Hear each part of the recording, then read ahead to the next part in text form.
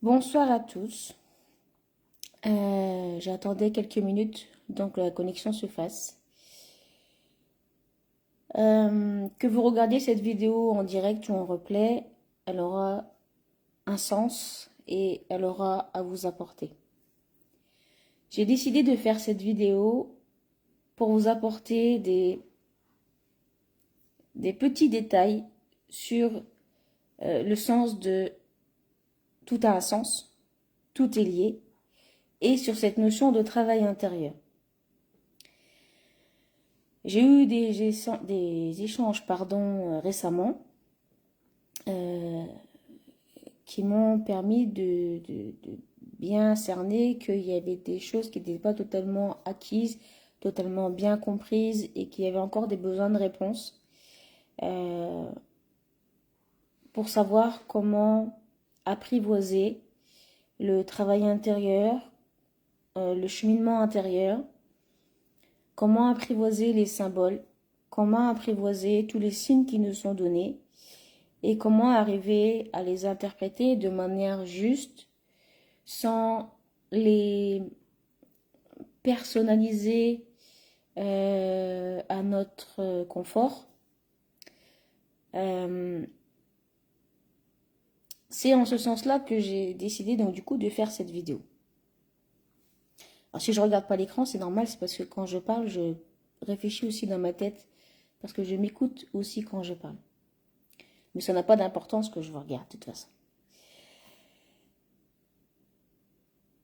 Quand, quand j'exprime, ou quand beaucoup d'autres thérapeutes expriment que tout a un sens et que tout est lié, ce n'est déjà pas un hasard qu'on soit beaucoup à le dire, et c'est une réalité. C'est une réalité, c'est une vérité. Et il y a même des personnes des plus terre à terre, des plus athées, on va dire, qui n'ont pas de croyance particulière et qui vont eux-mêmes se rendre compte que il y a quelque chose derrière les événements, il y a quelque chose derrière les signes. Il faut déjà donc l'accepter pour pouvoir rentrer dans vers la marche de la compréhension. On sait tous beaucoup de choses. On a tous des savoirs en nous. On a tous les mêmes à la base, à la souche, dans nos racines, dans nos cellules, puisque nous sommes tous des humains et que nous sommes tous construits de la même façon. Il faut accepter que nous sommes tous déjà liés et que nous ne sommes pas séparés des uns des autres. La vie nous apporte tout ce dont on a besoin, et non pas des besoins terrestres, mais des besoins d'âme, des besoins d'humanité, des besoins spirituels, des besoins affectifs, des besoins pour grandir. La vie nous rapporte tout comme sur un plateau. Elle nous apporte tous les ingrédients de manière symbolique pour nous guider, pour nous épauler, pour nous apporter la force, pour nous apporter le soutien, pour nous mettre de la lumière dans les difficultés et dans les épreuves. Notre travail à nous, c'est de porter attention déjà à ces signes, de leur donner de la valeur, de leur donner de l'importance et d'œuvrer en tant qu'apprenti à essayer de les comprendre. On n'a pas besoin d'avoir un statut de psychologue, de mathématicien, de scientifique pour étudier les symboles. La chose la plus facile et la plus accessible, du moins pour vous, pour tout le monde, pour comprendre quelque chose de symbolique, c'est de comprendre le mécanisme en fait du symbole dans son langage concret. C'est-à-dire que si vous avez un symbole avec un organe qui vous parle, un organe dans votre corps, il faut aller chercher la fonction de cet organe pour pouvoir comprendre indirectement le rôle, dans quel rôle il vient jouer en fait dans notre vie pour nous apporter une compréhension supplémentaire, un message supplémentaire dans notre initiation présente. Et donc c'est pour ça que la connaissance de soi et le temps pour soi, le fait de prendre du temps pour se poser avec soi-même et réfléchir, permet d'avoir un temps de réflexion intérieur avec soi et du coup de pouvoir faire des liens avec sa vie quand on a des signes. Donc il est important, peu importe la vie qu'on a, il est essentiel d'avoir un espace et un temps pour soi chaque jour. Parce que ce temps nous permet d'une part d'intérioriser les choses et de vivre vraiment les événements qu'on vit, d'en prendre l'essence, d'en prendre les messages, d'en prendre la force, l'énergie, la conscience. Alors, il y en a qui auront que 5 minutes, que 10 minutes, que 20 minutes.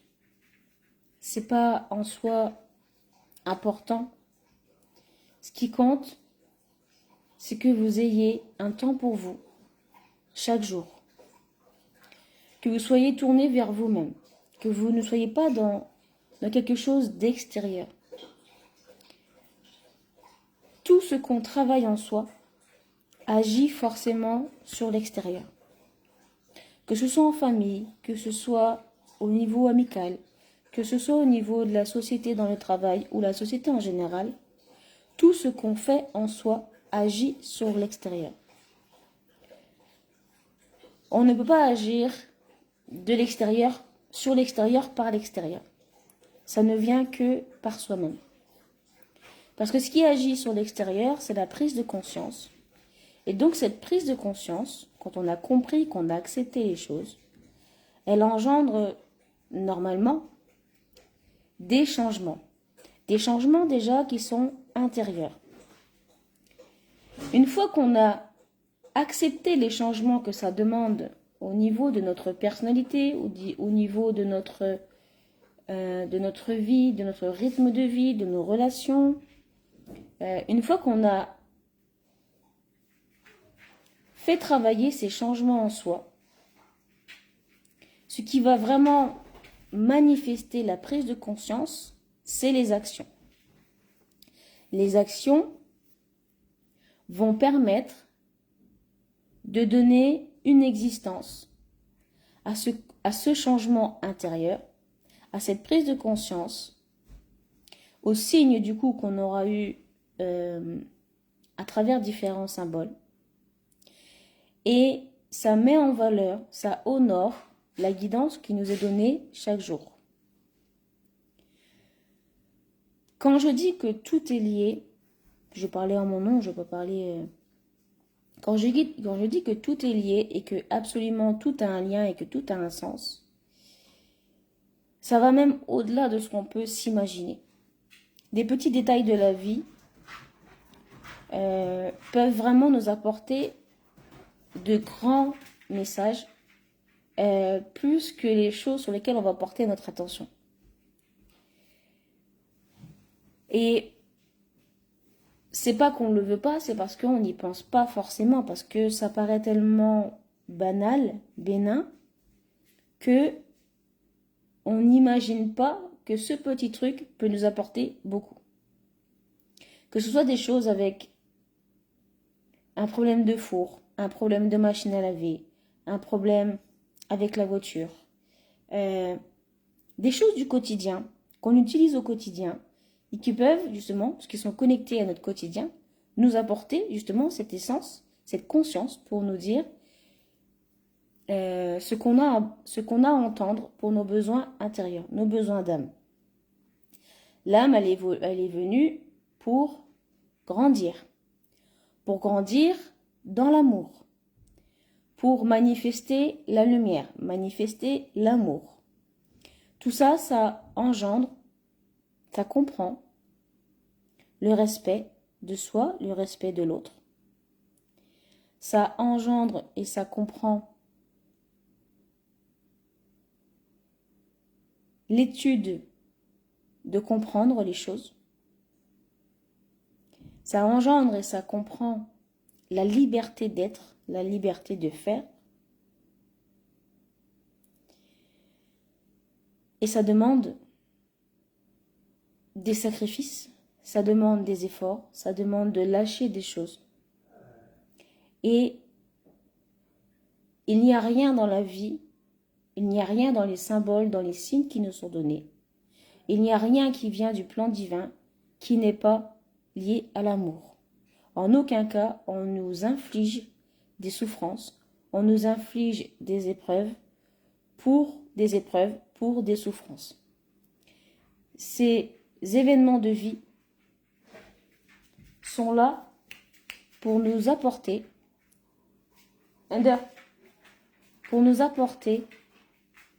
l'amour dont nous manquons en nous, la lumière dont nous manquons en nous, la reconnaissance, l'attention dont nous avons tous besoin. Et donc l'objectif du travail intérieur, c'est de ramener tout ça, toutes ces souffrances, toutes ces choses qui nous bloquent, qui nous empêchent de vivre, qui nous empêchent d'être nous-mêmes, les absences, les carences, les difficultés dans ce monde, tout ça, le travail intérieur nous permet de nous recentrer sur l'essentiel et d'aller vers quelque chose de plus juste pour nous. Et tout ce qu'on fait pour nous a une action sur l'humanité. Donc il n'est pas utile de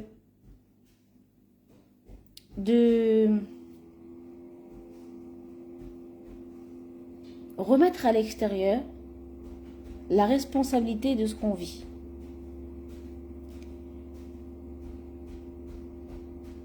Pour pouvoir entendre ce que je dis, là, dans cette phrase, il faut déjà accepter qu'il y a des principes de réincarnation, qu'il y a des principes de choix que nous avons faits, et que ces principes agissent, interagissent dans notre vie.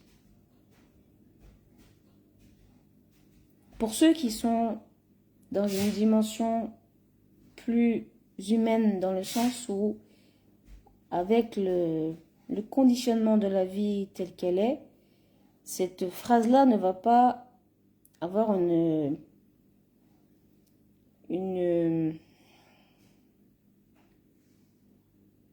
comment dire,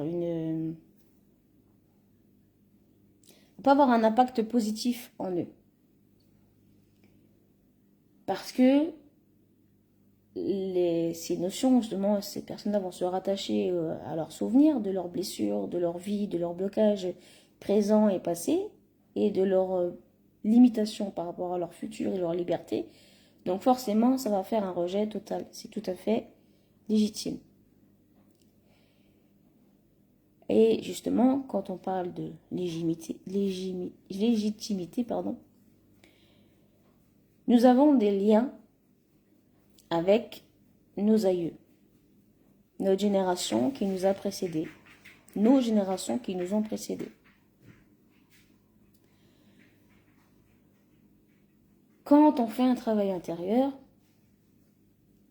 on se retourne vers son enfant intérieur pour retrouver justement cette innocence, cette liberté, cette créativité, cet imaginaire, cette communication de l'enfant et ce côté aventurier de l'enfant. Mais quand nous, on se retourne vers notre enfant intérieur, donc on retourne dans l'enfance, qui ramène à notre structure, donc la manière dont on s'est construit dans cet environnement familial, de ce que cet environnement familial nous a apporté. Quand nous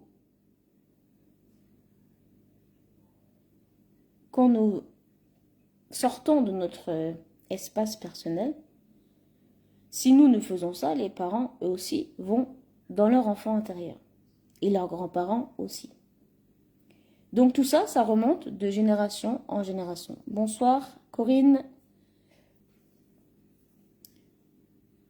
Donc, nous avons un lien avec cette notion de psychogénéalogie. Et même si nous avons des carences, des absences, des trous, des manques dans cette généalogie, je m'absente 1 minute.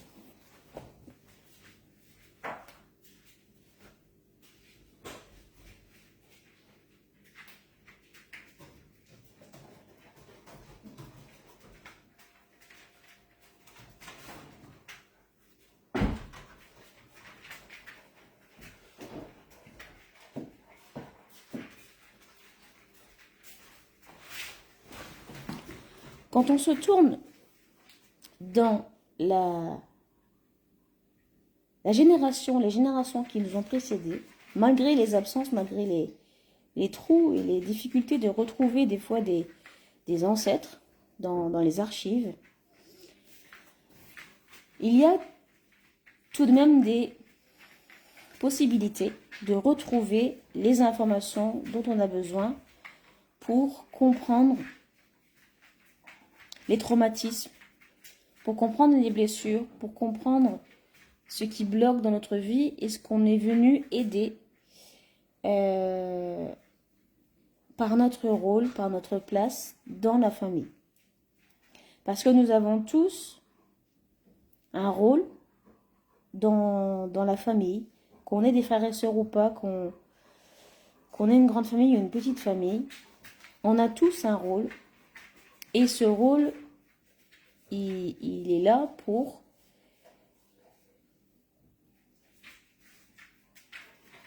purifier cette lignée. Mais purifier, non pas parce que nous sommes impurs et que c'est sombre et que il faut nettoyer.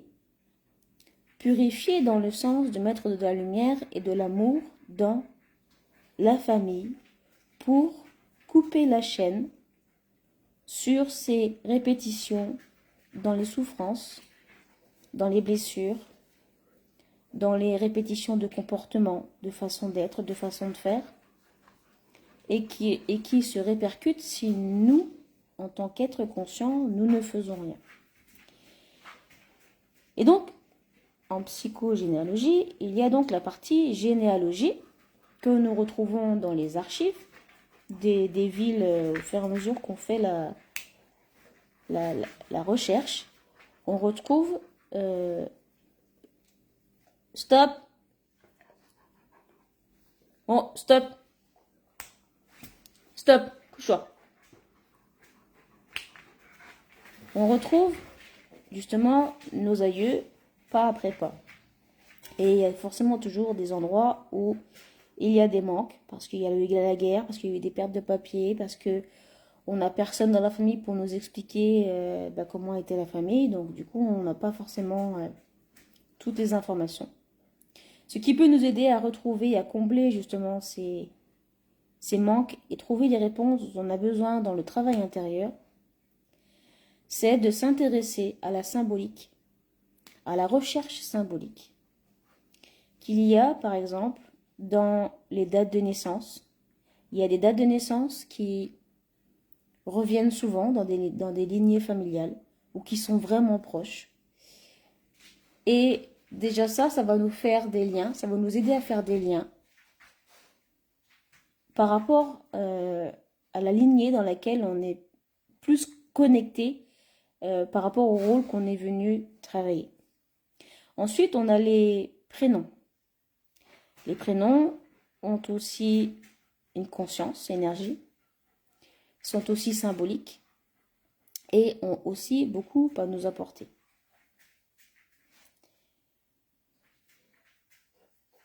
Le travail intérieur qui se fait, c'est une responsabilité qu'on a tous. Mais le travail intérieur, il n'est pas personnel dans le sens où il a un impact sur les autres. Tout ce qu'on fait de notre vivant a un impact sur le monde des vivants, donc sur le développement des personnes qui sont encore vivantes. C'est pour ça que je dis toujours qu'il faut montrer l'exemple et qu'il faut casser les codes, casser les conduites qu'on peut avoir pour pouvoir sortir en fait de ces choses qui se répètent. Quand on a par exemple des blessures d'abandon ou des problèmes d'alcoolisme dans la famille et qui se répètent, ou des maladies qui reviennent et qui se ressemblent, si la personne qui en prend conscience se rend compte de tout ce qui se répète et qu'elle est justement dans un cheminement intérieur, elle va se pencher sur la conscience, énergie, de ce qui vient se répéter, de ces symboles qui sont là et qui sont porteurs de messages. L'objectif de tout ça, c'est que une fois qu'on sait, on peut comprendre. Pour comprendre, il faut accepter déjà ce qu'on sait. C'est pas toujours évident. Après cette acceptation, il y a des changements intérieurs qui s'opèrent. Il y a des choses qui se mettent en mouvement, des petites choses qui font que on arrive à modifier, à améliorer, à devenir une meilleure version de soi-même, sans pour autant encore arriver à l'état actif, à l'état manifesté, à vraiment poser des actions qui vont s'enraciner. Pour pouvoir passer à l'action, il faut déjà, encore une fois, donc quand on a compris, on a un changement intérieur. Une fois que ce changement intérieur se fait et qu'on le sent, il y a une autre phase d'acceptation qui vient. Et c'est cette phase qui nous dit accepte ce que tu as, ce que tu dois changer, ce qui change en toi. Et c'est souvent la phase la plus difficile parce que ça nous met face à quelque chose d'inconnu, ça nous met face à quelque chose qui nous ramène à l'impuissance, à le fait de ne pas savoir, à la culpabilité de savoir est-ce que je vais y arriver, est-ce que je ne vais pas y arriver, si je fais ça, est-ce que ça ne va pas engendrer des choses. Et puis il y a des mémoires qui remontent qui sont dures. Et bien c'est tout ça qu'il faut accepter, c'est tout ça qu'il faut entendre. Et c'est ça qui nous permettra de passer à l'action. Et ça, c'est dans toutes les choses de la vie. Que ce soit, comme je vous dis, des problèmes avec la voiture, avec des choses quotidiennes telles que le four, l'électronique, l'électricité dans la maison, même les animaux. Tout est lié, tout est absolument lié. Et toutes les interactions, les relations qu'on peut avoir avec les gens qu'on rencontre au cours de notre vie sont des rencontres qui ne sont pas des hasards, sont des rencontres qui sont là pour nous apporter des choses. Il y a des gens qui sont là pour un temps court, il y a des gens qui sont là pour un temps plus long, il y a des gens qui sont là pour toute la vie. On ne peut pas savoir qui va monter ou descendre de notre train, le train de vie. C'est pas un hasard qu'on appelle ça comme ça. Mais encore une fois, tout ça, ça a un sens. Si on a souvent des ruptures, si on a souvent des amitiés qui ne durent pas et qui sont que temporaires, c'est parce que tout ça a une histoire qui remonte à bien plus loin que l'histoire qu'on a aujourd'hui. Et si on accepte d'aller au-delà de ces savoirs, parce que savoir ne suffit pas, comprendre ne suffit pas, il faut accepter, il faut acter. Et quand on remonte justement, et c'est là tout l'intérêt de la psychogénéalogie, de comprendre en fait les blessures familiales et qu'est-ce que nous on peut en faire pour pouvoir non pas tout réparer, parce qu'on ne peut pas tout réparer, on ne peut pas tout faire, on ne peut pas tout être. On fait les choses qui sont en lien avec soi. D'où l'intérêt, encore une fois, d'avoir du temps pour soi, d'avoir un temps pour intégrer les choses. C'est une forme d'être présent à soi-même et de pouvoir pleinement vivre les transitions qu'on a en soi. Et donc, dans cette capsule vidéo ce soir, ce que je voulais vous dire, c'est que justement, voilà, il faut prendre conscience que savoir les choses, ça ne suffit pas. Comprendre les choses, ça ne suffit pas. Que le travail intérieur est essentiel, que le fait d'accepter qu'il y a autre chose que nous-mêmes, que tout a un lien, que tout est lié, et que tout est là pour nous aider à nous rendre meilleurs, à nous faire réveiller l'amour que nous avons dans nos profondeurs, dans nos entrailles, que nous oublions trop souvent parce que nous avons peur, parce que nous avons des doutes, parce que nous avons des blessures qui nous empêchent d'ouvrir les cœurs, parce qu'il y a mille et des milliards de raisons qui font que. Et toutes ces raisons, elles sont symboliques. Elles viennent à nous pour nous dire, tu as ça, ça, ça qui circule pas bien en toi. Tu as ça qui te bloque, accepte-le et comprends-le. Fais des changements. Et une fois que tu as les changements qui sont actés, tu peux acter encore plus fort, enraciner ta prise de conscience et faire que ça ne se reproduise plus. C'est la prise de conscience qui fait ça. Le travail intérieur, personne d'autre ne peut le faire que vous. Parce que justement, c'est la prise de conscience, c'est le fait d'avoir conscience qui permet l'action. Le savoir et la compréhension permettent des changements intérieurs, des modifications de pensée, des modifications de conscience, des modifications de comportement. Mais ça reste en surface, comme l'ancrage, quelque chose qui prend place, mais c'est pas encore enraciné. C'est l'action qui va enraciner. Donc si nous avons des blessures d'abandon, comme j'ai dit tout à l'heure, ou d'alcoolisme, l'action qui va permettre de se libérer de ça et de ne plus être impacté par cette blessure d'abandon ou l'alcoolisme ou les maladies, c'est d'accepter les changements que toutes ces choses engendrent, accepter qui on est, accepter qu'on a ça en soi, que ce sont des faiblesses que nous devons renforcer. Et les actions seront d'aller chercher le contraire. C'est pour ça qu'il faut comprendre la conscience des choses, le message. Pour aller chercher le contraire, pour renforcer l'énergie et pour que ce contraire beaucoup plus lumineux prenne plus de place que les blessures, que la souffrance. Dans toutes les parts de notre vie où il y a l'abandon qui se manifeste, peu importe sous laquelle forme il se présente, forcément ça génère des émotions, des sentiments. Accepter qu'il y a quelque chose, c'est changer, donc c'est faire des changements déjà intérieurement. Ces changements vont nous ramener justement à ces blessures intérieures qui sont liées à l'abandon, qui sont plus personnelles que les signes qui nous sont donnés.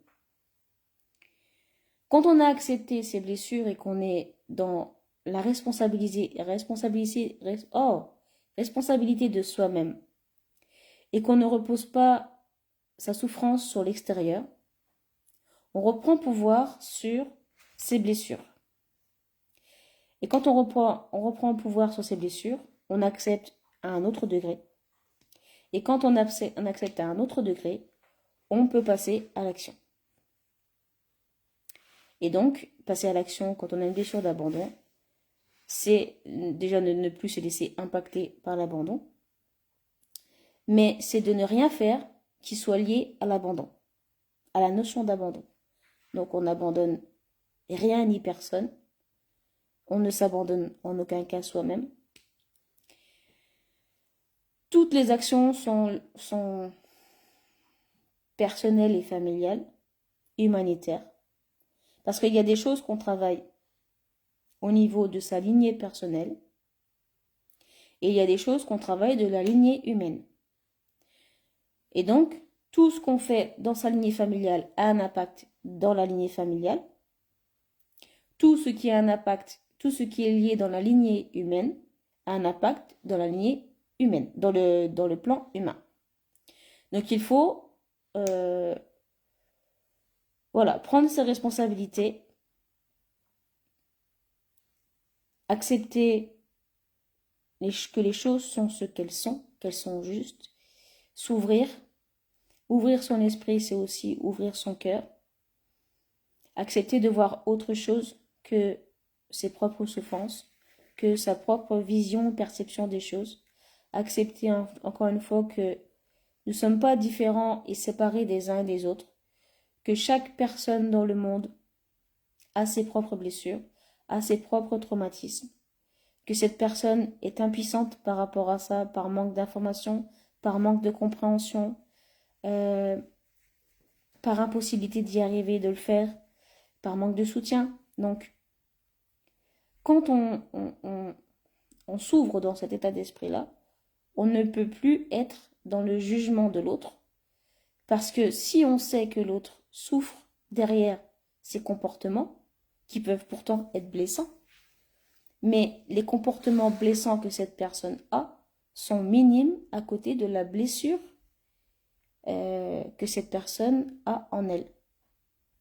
Donc, notre rôle en tant qu'humain, en tant que membre de la famille, c'est de montrer l'exemple et d'apporter la lumière, l'amour au sein des personnes que dans le cœur et dans l'esprit des personnes qu'on rencontre. À titre d'exemple, ce n'est pas une question d'accepter tout, ce n'est pas une question de laisser tout faire. L'amour, c'est le respect. Le respect, la vérité, le partage, c'est le fait de mettre en commun quelque chose. Et l'amour dans le plan divin n'est pas encore compris dans le plan humain, parce que nous sommes conditionnés dans cet amour que nous pensons être de l'amour. Donc c'est pour ça qu'il faut apprendre, réapprendre, réveiller en nous cet amour pour apporter du divin dans le monde, de la spiritualité dans le monde, tout en respectant l'espace des uns et des autres, tout en respectant le rythme des uns et des autres, tout en respectant leur sensibilité et leur volonté d'aller ou pas en eux à l'instant T. Donc, avant de vouloir faire travailler quelqu'un, avant de vouloir comprendre le travail intérieur de quelqu'un, il faut déjà se comprendre soi, s'occuper de soi. Et même si ça prend du temps et qu'on a la sensation d'abandonner, de laisser quelqu'un le temps de faire son travail intérieur, je vous assure que le fait de s'intérioriser et de laisser les autres cheminer sans venir dans leur espace,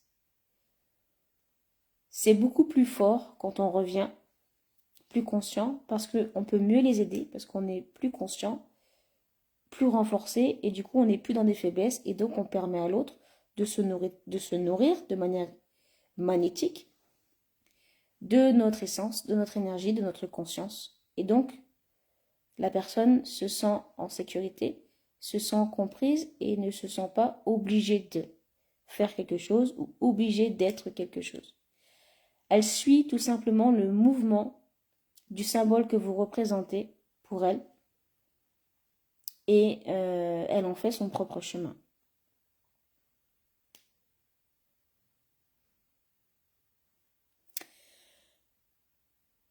Voilà ce que je voulais vous parler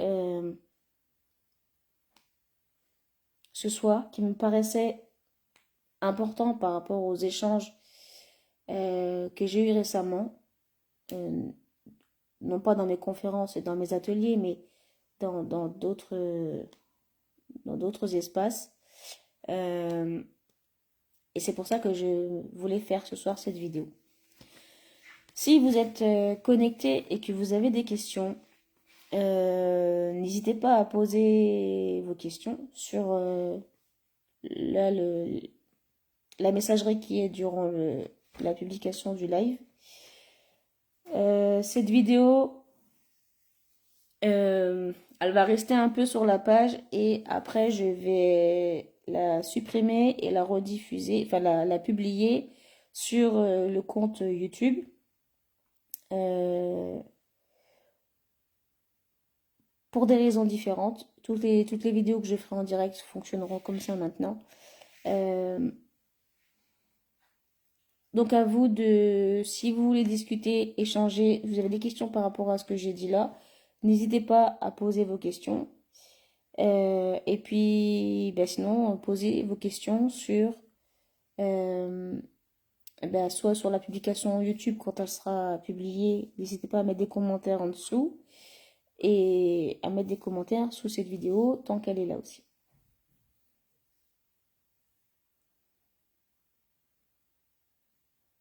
Ce qui est valable pour l'abandon est valable aussi pour l'injustice et les autres. Oui, tout à fait.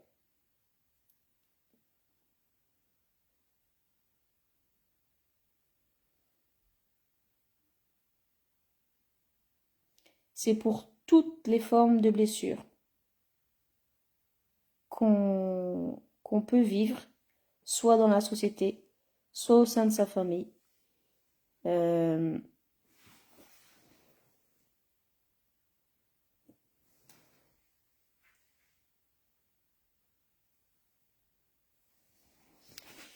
il y a des, des blessures familiales qui sont là, des choses karmiques qui sont là en nous. Encore une fois, il faut l'accepter pour pouvoir aller dans la compréhension et aller dans le changement intérieur, dans le travail intérieur et dans les actions dans la vie. Si on n'accepte pas déjà tout ça, on peut difficilement aller dans ses profondeurs. Donc du coup, dans sa généalogie, psychogénéalogie. Je vous assure que de faire une recherche, d'échanger avec vos parents, vos tantes, enfin les personnes qui vous précèdent, sur l'histoire de la famille, sur les personnalités des uns et des autres, sur leur travail, sur des prénoms qui se répètent encore une fois. Euh, Pourquoi on vous a donné ce prénom-là et pas un autre? C'est intéressant tout ça. Et ça vous permet de comprendre euh, qui vous êtes, d'où vous venez. J'ai dans l'esprit, dans cette recherche de sens, je me dis que si on sait d'où on vient, on sait où on va. Si on comprend d'où on vient, on comprend où on va. On comprend qui on est. Je n'ai jamais eu d'expérience qui me montre que les choses ne sont pas liées, qu'il n'y a pas de lien direct. Il y a toujours quelque chose. Toujours, toujours, toujours. Encore une fois, c'est une question de recherche. Et cette recherche, on ne peut la faire que si on s'accorde du temps pour soi-même. Uniquement pour soi-même. Et que, voilà, on prenne ce temps d'intégration et de réflexion intérieure.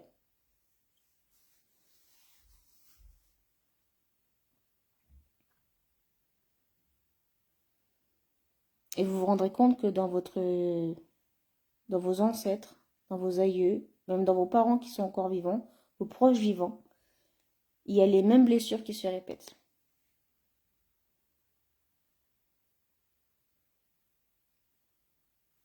Les problèmes, par exemple, qui sont liés à la filiation, c'est-à-dire que des enfants qui n'ont pas été reconnus, des enfants qui ont eu un père absent, euh, tout ça va générer des problèmes de reconnaissance. Et donc, les blessures de reconnaissance vont se manifester chez des personnes qui qui vont rechercher un statut, des personnes qui vont toujours avoir besoin qu'on leur porte attention, et multiples choses qui vont se répercuter parce que dans la filiation, dans la génétique, il y a une carence, une blessure, une faille qui fait que à la traînée de génération en génération, jusqu'à ce que la personne qui s'est nommée missionnaire pour venir incarner la personne qui va aider cette famille, en prenne conscience et puisse vivre les changements que ça demande et passer à l'action pour assainir, purifier, mettre en lumière cette famille, la renforcer pour que l'amour prenne plus de place aux souffrances, aux peurs, aux blessures. Et donc ce qu'on fait en soi agit sur les personnes qui sont encore vivantes, encore une fois, et sur nos descendants. Que vous ayez ou pas des enfants, ça agit sur toutes les personnes de votre lignée familiale qui vous suivent.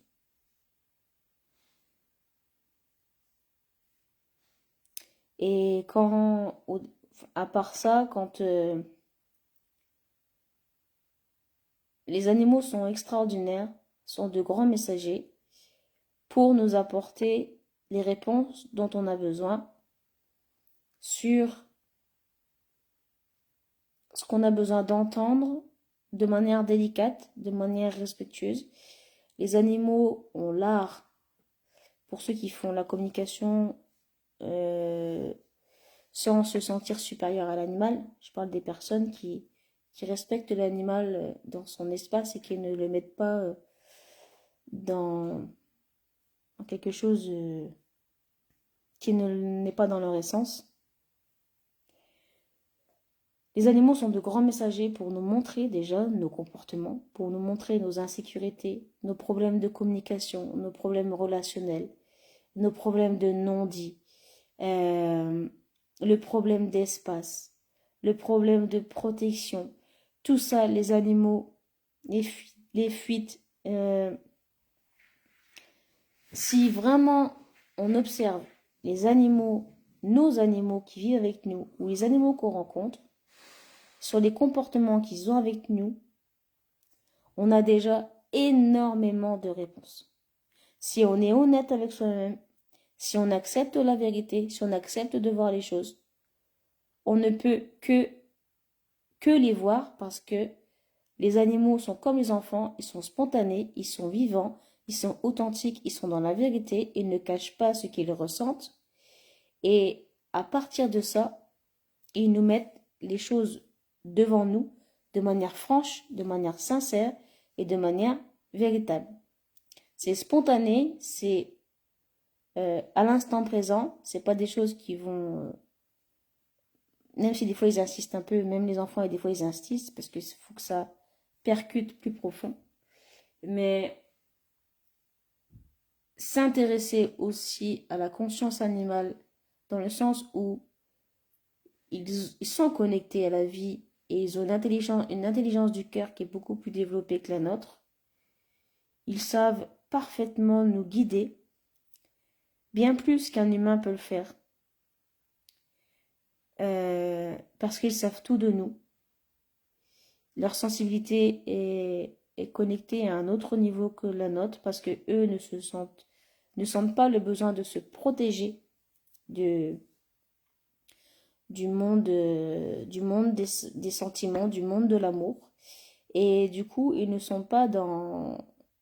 Ils ont des portes beaucoup plus ouvertes que nous. Donc, je vous invite à vous intéresser à ce que vos animaux vous disent, de ce qu'ils essaient de nous faire entendre et qu'on n'entend pas dans leur comportement.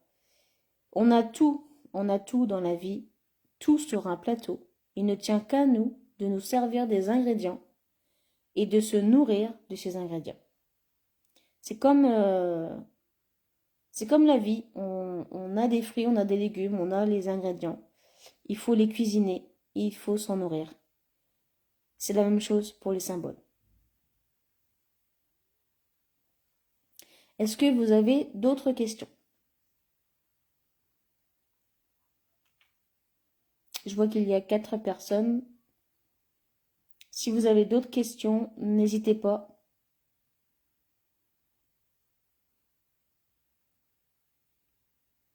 Sinon, je pourrais fermer cette petite capsule vidéo parce que je pense avoir tout dit. Et que si j'ai pas tout dit, ben, ça sera pour un autre temps. Donc, donnez le meilleur de vous-même. Soyez toujours une meilleure version de vous-même. Ne vous infligez pas des choses. Ne soyez pas dans le devoir faire. Vous ne devez rien à part le respect, à part l'amour. Mais ça, c'est pas un devoir comme la définition de l'humain l'entend. C'est un devoir dans le sens où c'est une règle de vie, c'est un principe de vie qui fait que nous sommes vivants. Donc, il n'y a pas de je dois faire.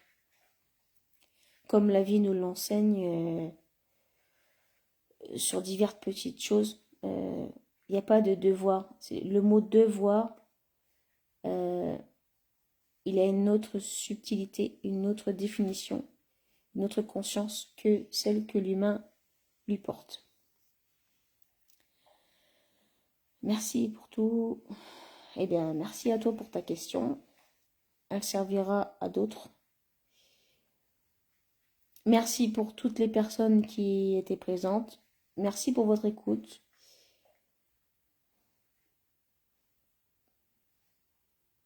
Ne cherchez pas à être quelqu'un d'autre. Soyez vous-même. Aujourd'hui, c'est la fête de la lumière. Donc, soyez des lumières pour vous. Et vous en serez une lumière naturellement pour les autres. Ne pensez pas que la vie s'acharne sur vous. Ne pensez pas que la vie veut vous accabler de difficultés, d'épreuves. La vie est là pour vous aider à manifester l'amour, à donner une existence à l'amour, à ce que vous êtes dans vos valeurs les plus profondes. Et le travail intérieur, justement, permet de donner une existence au changement que ce travail met en mouvement à l'intérieur de soi. Et ce travail intérieur permet de donner une existence à tout ce qui a été dans notre lignée familiale ou humaine d'essence lumineuse. Il n'y a pas dans les vies précédentes que de souffrances, que de blessures. Il y a aussi d'énormes choses bienveillantes, lumineuses, fortes, constructives. Et donc il ne faut pas se tourner que dans les blessures. Il ne faut pas se tourner que dans les souffrances. Il faut aller chercher aussi les choses, les belles choses dans sa lignée et dans l'humanité pour pouvoir équilibrer nos deux pieds et ne pas pencher que d'un côté au risque de devenir las du travail intérieur, las de la spiritualité, parce que on n'a pas un pied dans la réalité, on n'a pas un pied dans quelque chose qui est lumineux.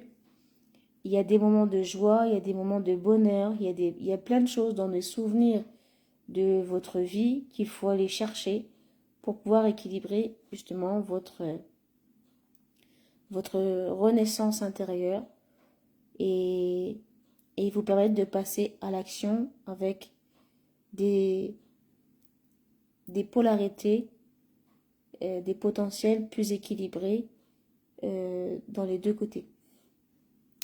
Donc je vous remercie, soyez bénis et Prenez soin de vous.